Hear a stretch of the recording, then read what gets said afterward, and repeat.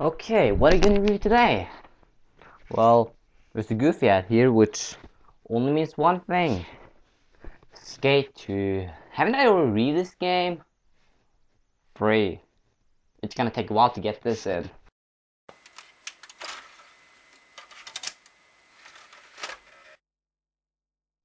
The first question that comes to mind is, how can a sequel to The greatest skating game in history! possibly be better than the previous? Period! Maybe this game Period! simply just is Period! a better game.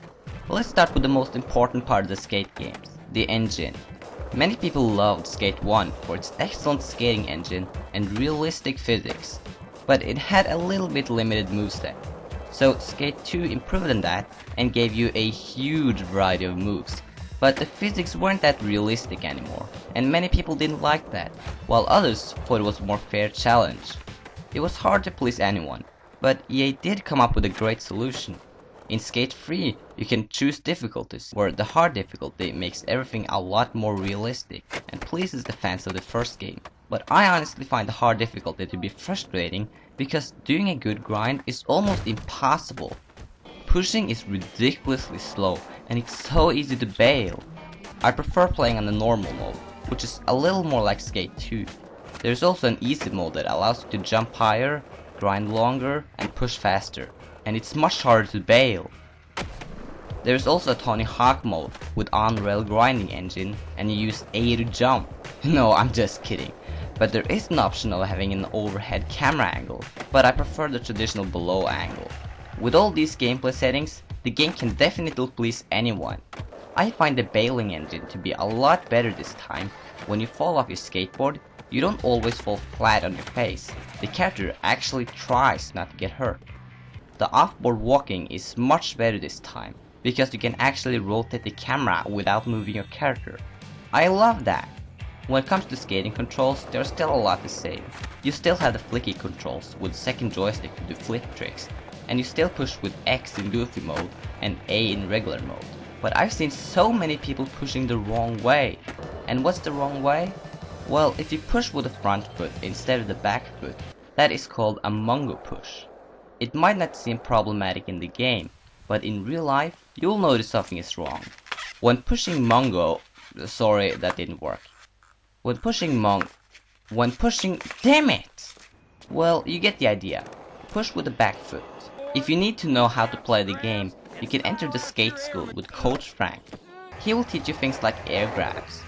At first, I thought this was a glitch, but no, the game actually holds you in the air so that you can get the idea on how tweaking grabs works. It's a very nice way to learn, and you don't have to do as he said. You can do any tricks you want while you're hanging there. But are there any new tricks in Skate 3? Well, the big new trick you can do is the dark slide. You flip your board upside down and slide. It's not that easy to do it on ledges, so I recommend you to only use it on rails. Then there is the underflip. You can do an extra flip after the flip trick. Truly adds some more variety to the flickage controls. They also included the ability to tweak your hand plants and drop in.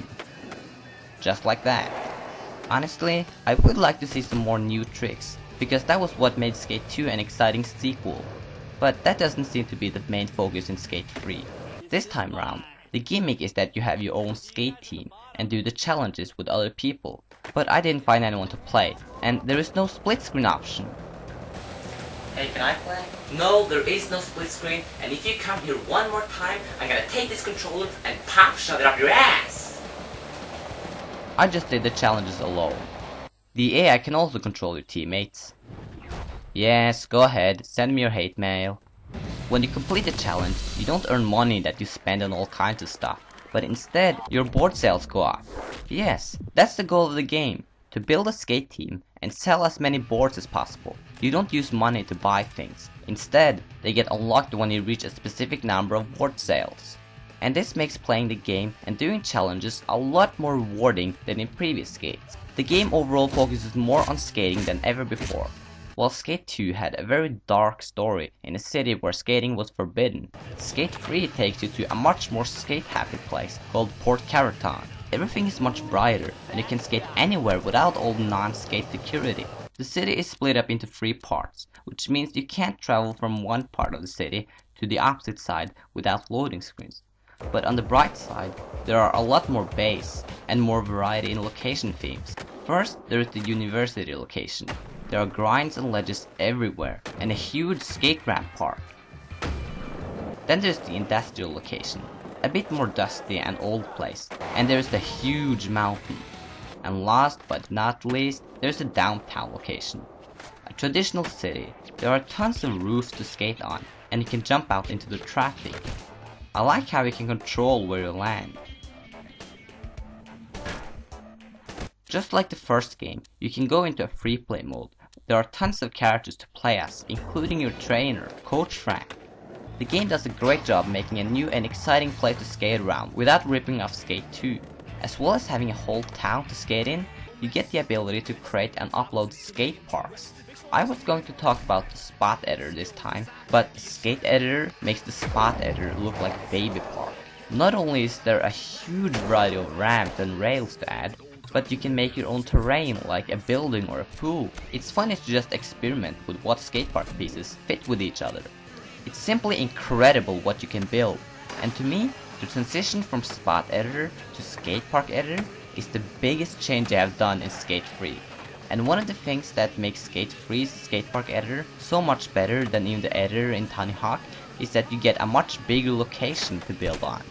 There are also much more pieces to choose between, and it's a hell of a lot easier to use. Overall, Skate 3 is a big improvement over Skate 2. It's a true sequel, and not only a lame cash-in. Now the question is only, where are they going to take the franchise from here? Well, honestly, there have been so many skate games lately that I don't want to see another skate game in a while, or any other skateboarding game in general.